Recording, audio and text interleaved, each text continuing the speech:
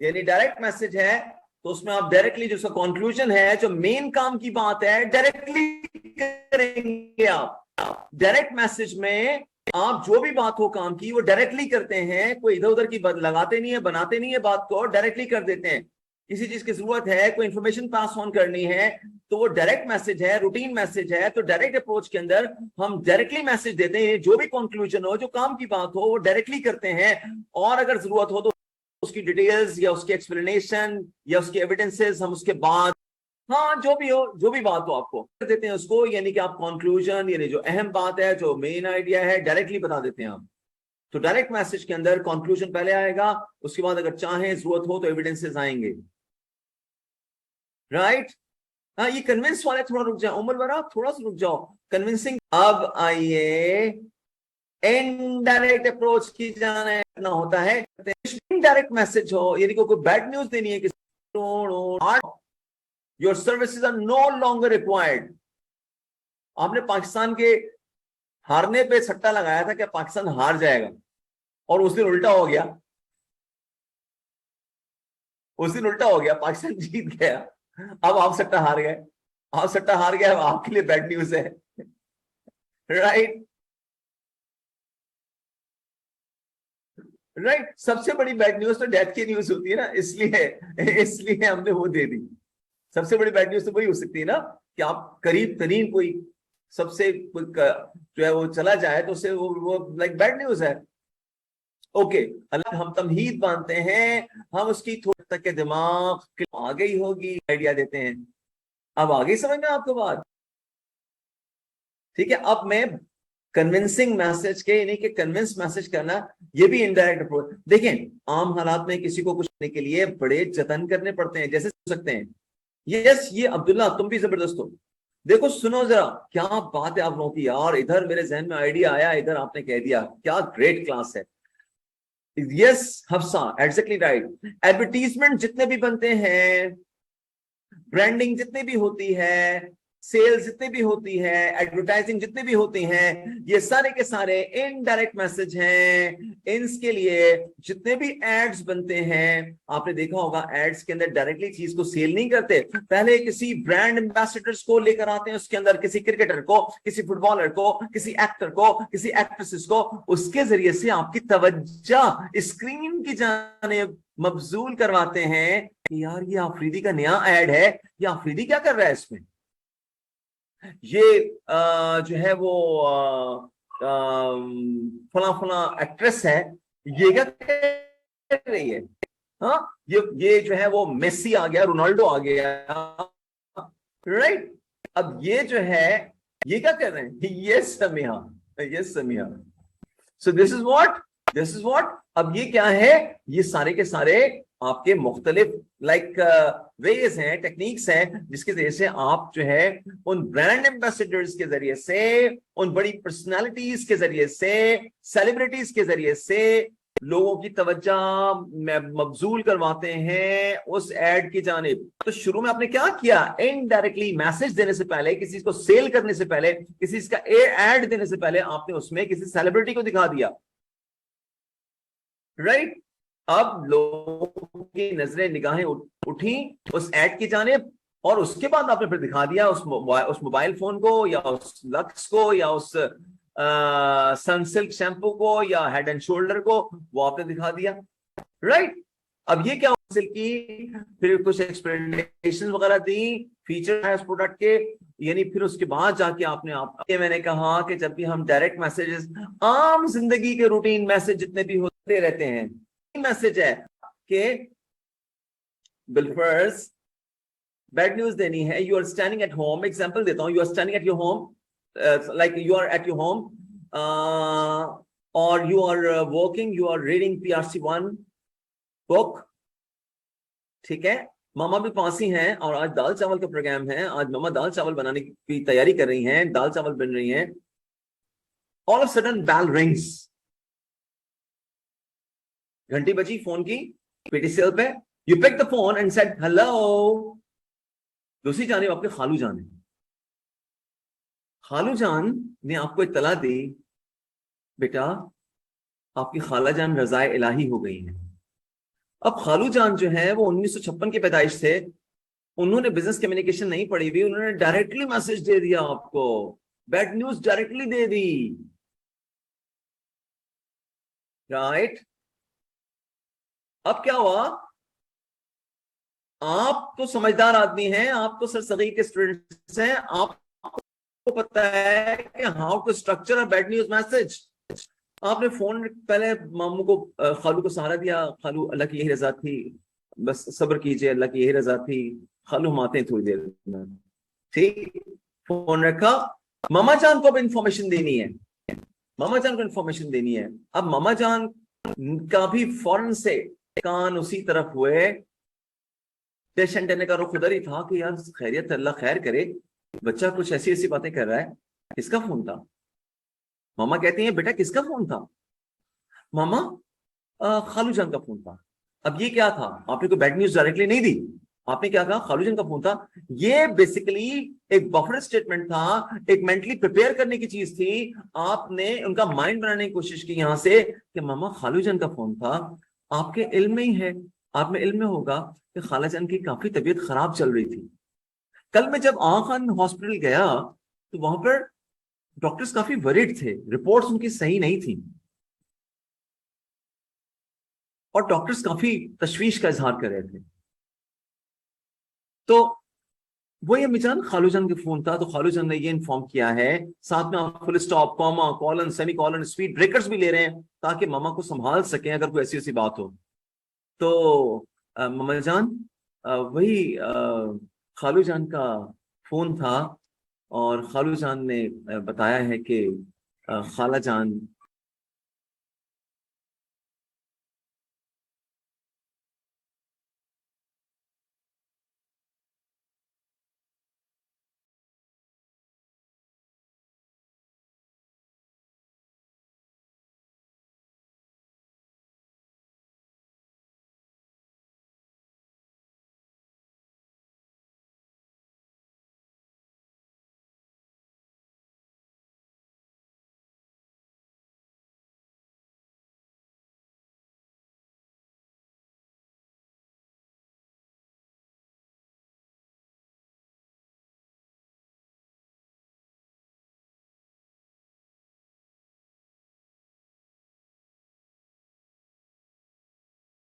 रज़ाए इलाही हो गई है।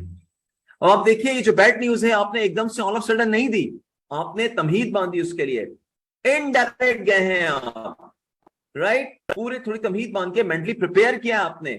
माय डियर स्टूडेंट्स, इंसान को बैड न्यूज डायरेक्टली नहीं दी जाती, चाहे वो किसी की जॉब चली गई हो, किसी की डेथ हो गई हो, कोई बिजनेस में लॉस हो गया हो, कोई और चीज हो गई हो, बैड न्यूज डायरेक्टली नहीं दी जाती, ठीक है। और फिर अम्मी जान से कहते हैं अम्मी जान सब्र कीजिए, अल्लाह की यही रजा थी, आइए चलते हैं खाला जान के यहाँ। अब क्या हुआ, अब ये चीज तरीके से हल हो गई और आपने अपनी मामा को संभाल लिया। अब मामा है, आपकी जिंदगी है, आपकी सारी सबसे कीमती एहसान से, आप लाजमी सी बात है, समझदार आदमी है तो अपनी माँ को तरीके से मैसेज कन्वे करेंगे अपनी वालदा को, राइट। लेकिन उसके मुकाबले में कोई एक नालायक आदमी हो, जो बिजनेस कम्युनिकेशन नहीं पढ़ी हो, जिसने PRC 1 नहीं पढ़ा हो, जिसको पता नहीं हो कि how to structure a bad news, वो डायरेक्टली फोन रखते ही रखेगा, अम्मा अम्मा खाला मर गई। अब बताइए अम्मा का क्या हाल होगा, वही होगा। You got the point. So this is how we structure the bad news indirectly. I hope you all understood.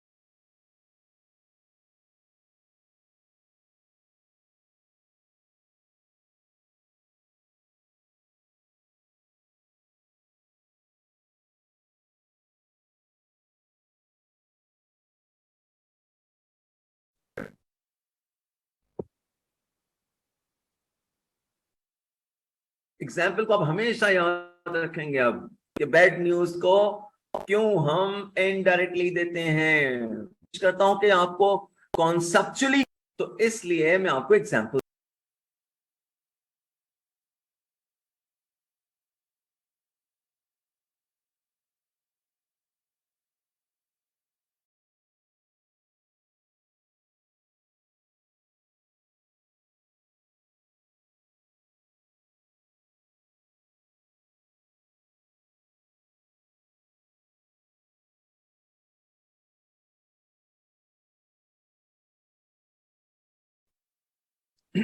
एक ड्राई सब्जेक्ट है, खुद पढ़ते हैं अकेले में तो नींद आती है, अब इसको इंटरेस्टिंग कैसे बनाया जाए, इसके लिए फिर आपको सर सगीर की क्लास लेनी होगी और सर सगीर की क्लास को ज्वाइन करना होगा।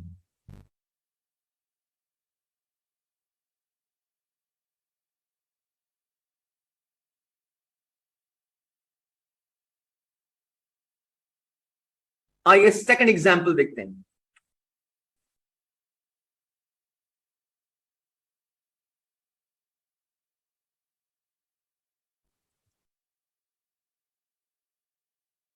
कन्विंसिंग मैसेज देखें।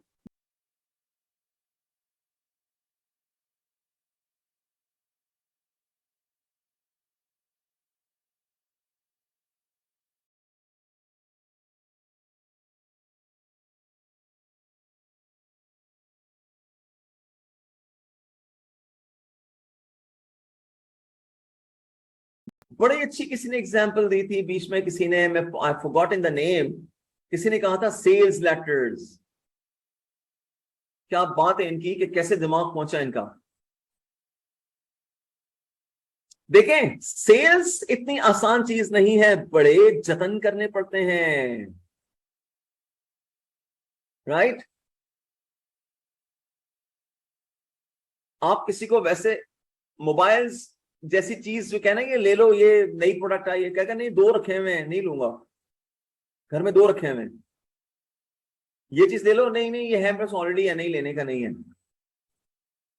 ये जो सेल्स वाले हैं, ये जो मार्केटिंग वाले हैं, ये जो एडवर्टाइजिंग वाले हैं, ये जो ब्रांडिंग वाले हैं,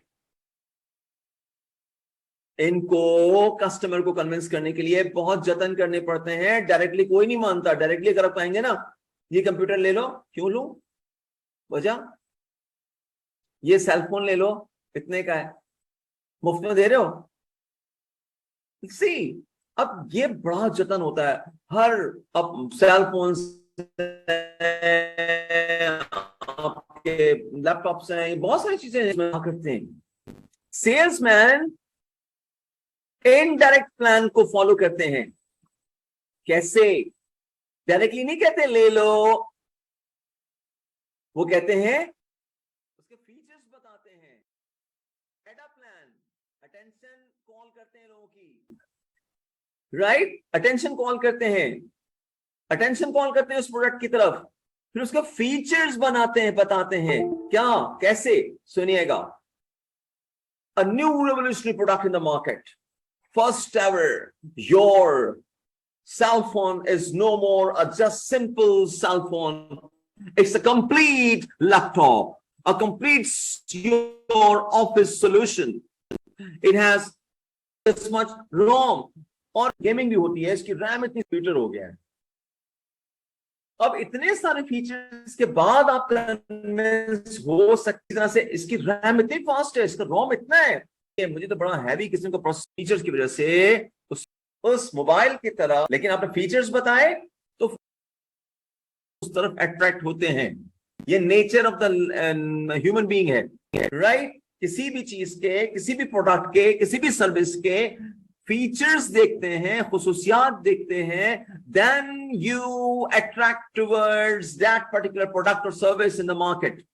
सेल्स में बिल्कुल ऐसे ही होता है, right.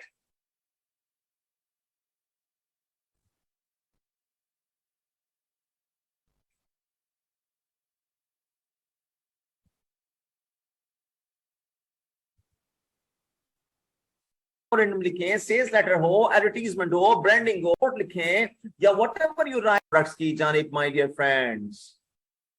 Alright, is this clear? Understood everybody?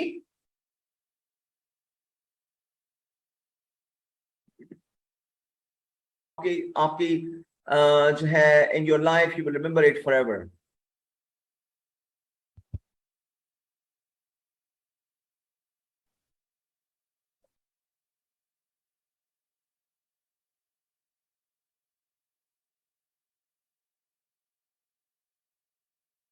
है कि आपको ट्रेलर दिखा दिया उसका और उसके जैसे कन्विंस कर लिया कि आप पूरी फिल्म देखें.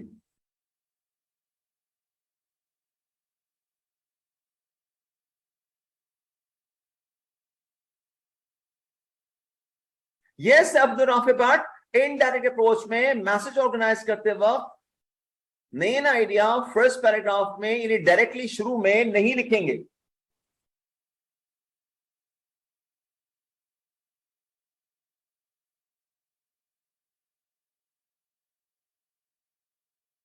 You are right.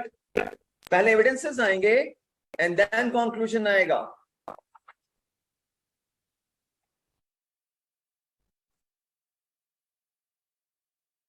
ये अपने पास नोट कर लीजिए जो मैंने आपको 2-3 गाइडलाइंस बताई हैं.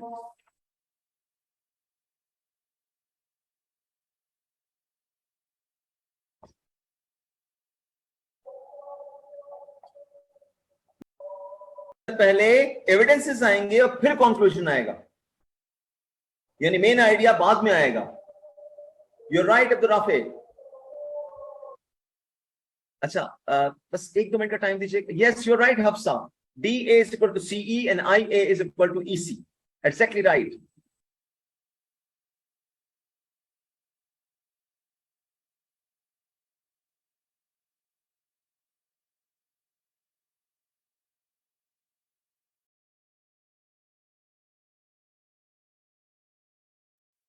आसान हो रही है तो काइंडली हम 1-2 मिनट का वक्त.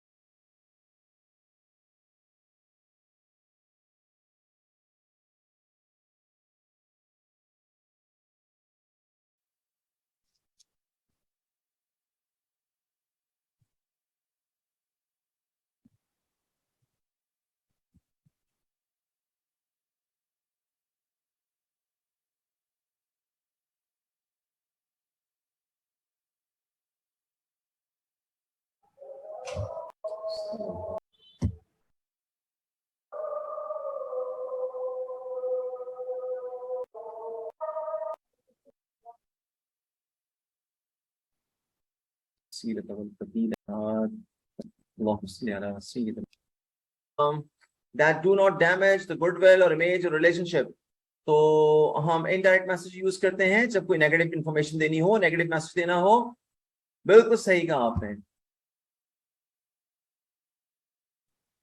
और डायरेक्ट मैसेज में चूंकि ऐसी चीज नहीं होती है, आप डायरेक्ट नॉर्मल रूटीन बात कर रहे हैं, रूटीन की बात कर रहे हैं, रोजमर्रा की बात कर रहे हैं, इसलिए आप डायरेक्टली बात कर सकते हैं. उसके लिए कोई तमहीद बांधने की जरूरत नहीं होती.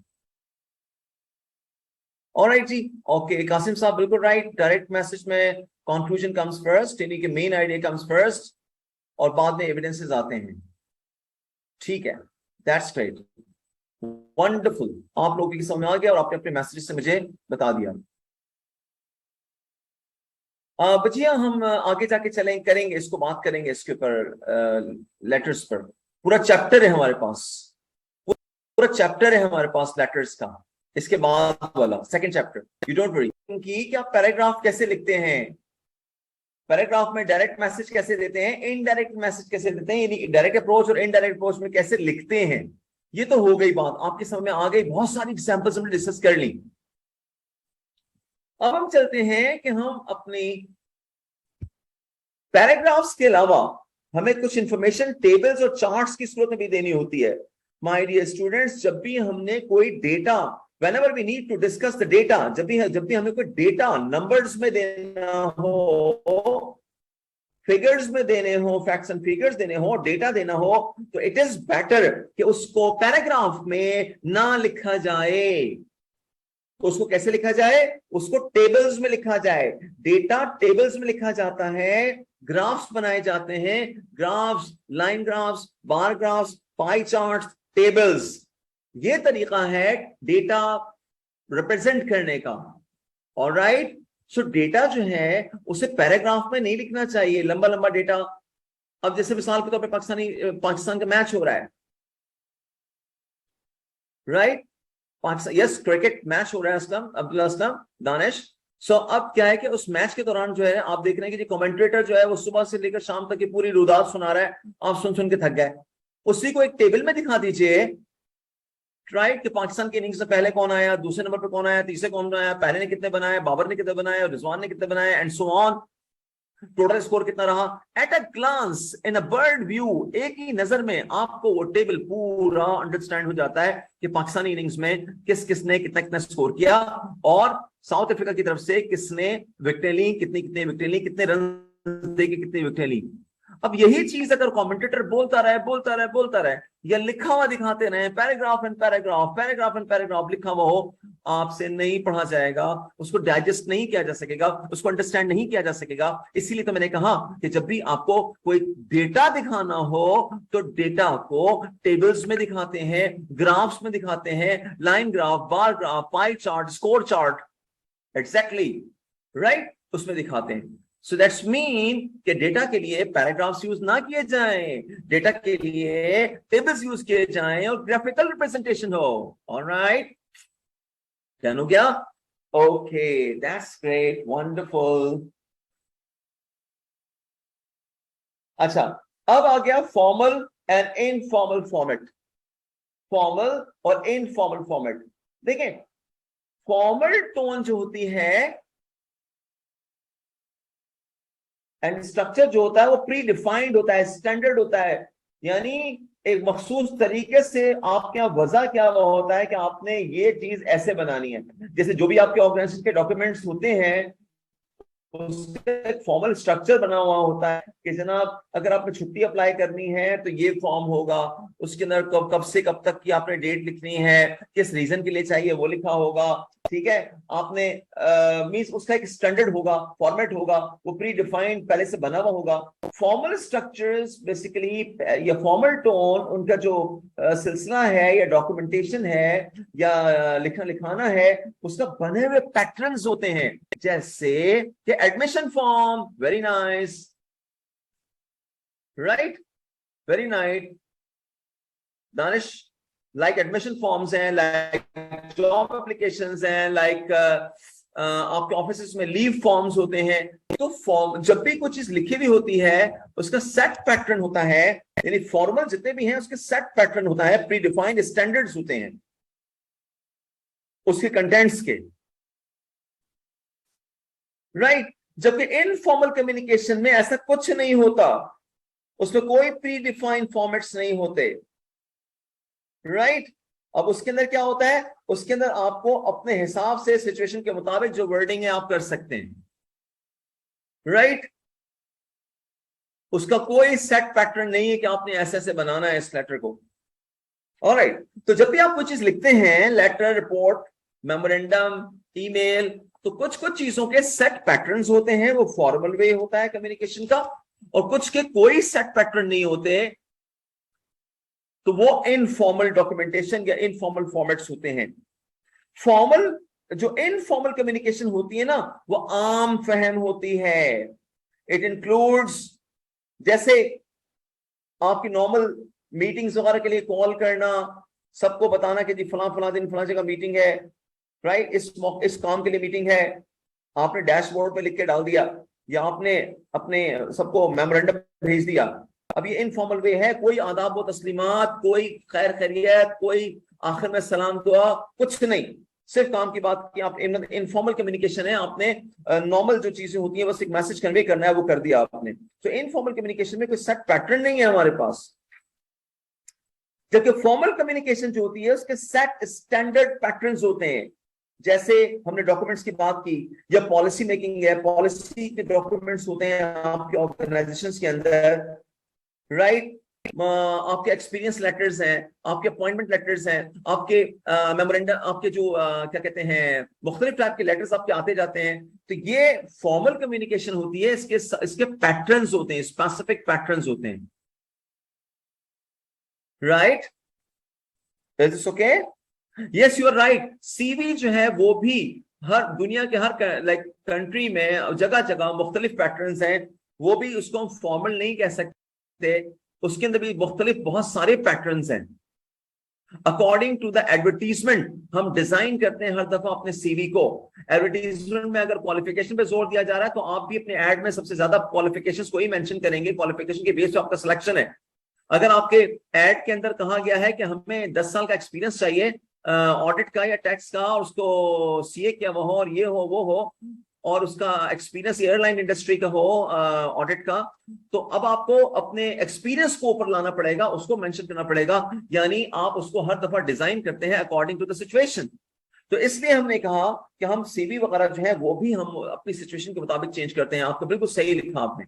Okay, so my dear students, हम दो तरह की कम्युनिकेशन करते हैं, फॉर्मल कम्युनिकेशन और इनफॉर्मल कम्युनिकेशन। फॉर्मल कम्युनिकेशन वो होती है जो कि हम सेट स्टैंडर्ड्स, प्रोसीजर्स और प्री डिफाइंड जो स्ट्रक्चर्स है उसको फॉलो करते हुए लिखते हैं। जबकि जो इनफॉर्मल कम्युनिकेशन होती है उसमें कोई सेट स्टैंडर्ड वगैरह नहीं होता है, हम अकॉर्डिंग टू सिचुएशन उसको कम्युनिकेट कर रहे होते हैं, राइट। Is this okay?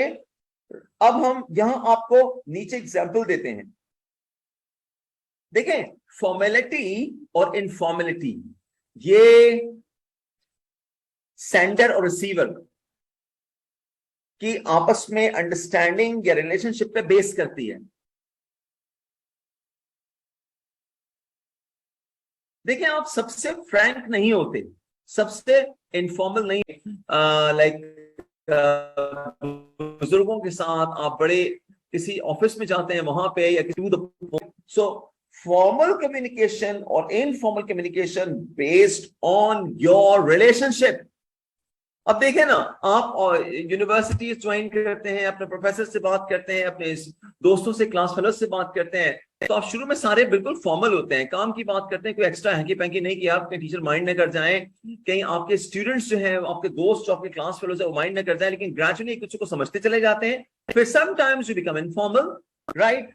तो same in the communication process, writing process.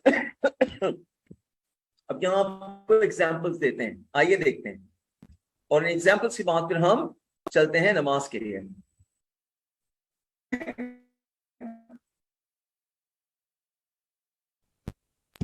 Examples given on the screen.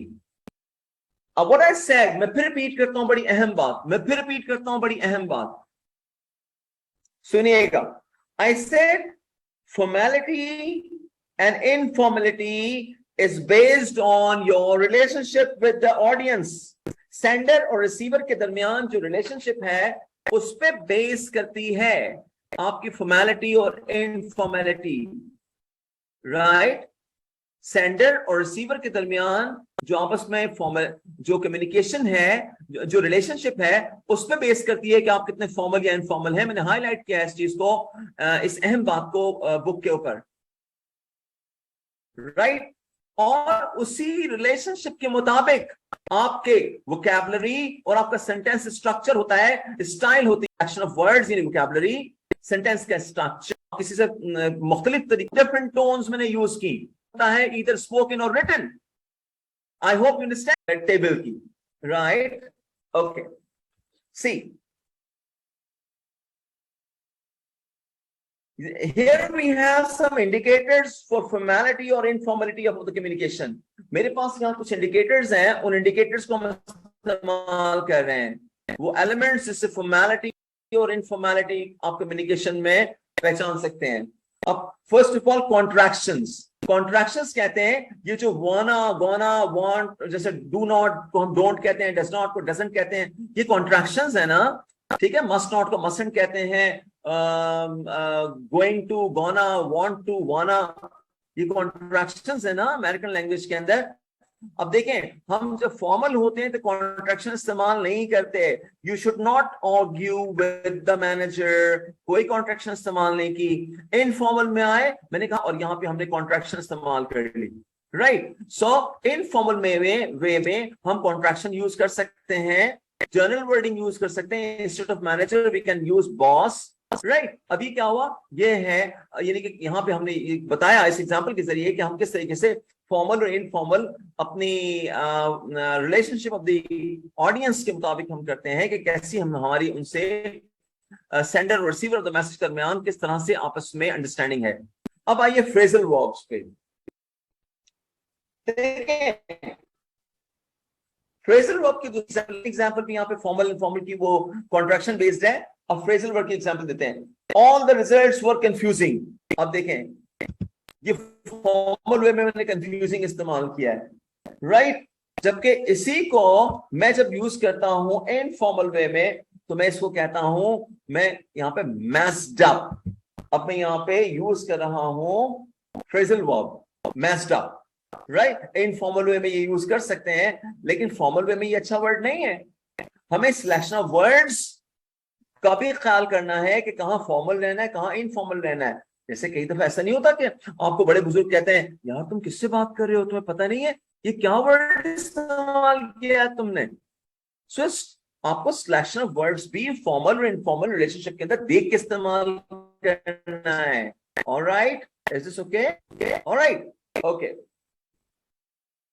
सो नीचे भी इसी तरह से एक और एग्जांपल दी हुई है। इसी तरह से स्लैंग्स हम यूज करते हैं।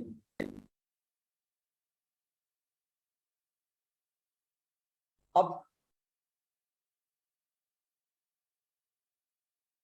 here you can see कि इनफॉर्मल के अंदर हम स्लैंग्स तक इस्तेमाल करते हैं, राइट। अब please proceed towards the meeting, we are already late. वहां पे हम डियर कोलीग्स कह सकते हैं, या डायरेक्टली प्लीज करके कह सकते हैं, और यहां हमने कह दिया गाइस हरी अप। अब ये स्लैंग वे है, right. This is slang way. Is this okay? My dear students, please attention towards the class, towards this lecture. I would request you, right? चूंकि हमारी क्लास अपने खत्म कर जा रही है, ओके, राइट जी। इसी तरह से एक्टिव और पैसिव का इस्तेमाल है। फॉर्मल वे में हम ख्याल, जैसे रिक्रूटमेंट इज रिस्ट्रिक्टेड, राइट। और इनफॉर्मली में हम नॉर्मली कह देते हैं कि we can not hire new staff, ठीक है। Competitors perspective was kept in mind to review the proposal, और हम इनफॉर्मल क्या कहते हैं, I reviewed this proposal from the competitors perspective, right. हम लोग पैसिव सेंस बहुत कम यूज करते हैं यूजुअली, लेकिन जहां पे हम देखते हैं कि कोई इनफॉर्मल वे हम यूज कर सकते हैं उसमें, right. Okay, so what I have conveyed to you people, कि ये डिपेंड करता है हमारी अंडरस्टैंडिंग या रिलेशनशिप के ऊपर कि हम किस हद तक इससे फॉर्मल या इनफॉर्मल होते हैं। Alright, is this okay my dear friends? Right, okay. अच्छा, यहां हम लेंगे क्लास का खत्म। आउटलाइन को हम करेंगे कल। आउटलाइन बहुत आसान सा टॉपिक है, लेकिन कल करेंगे, मतलब नेक्स्ट क्लास में करेंगे। तो अब हम मिलते हैं आपसे थोड़ी देर के बाद, नमाज के वक्त के बाद मिलते हैं PRC 5 के अंदर। ऑलराइट।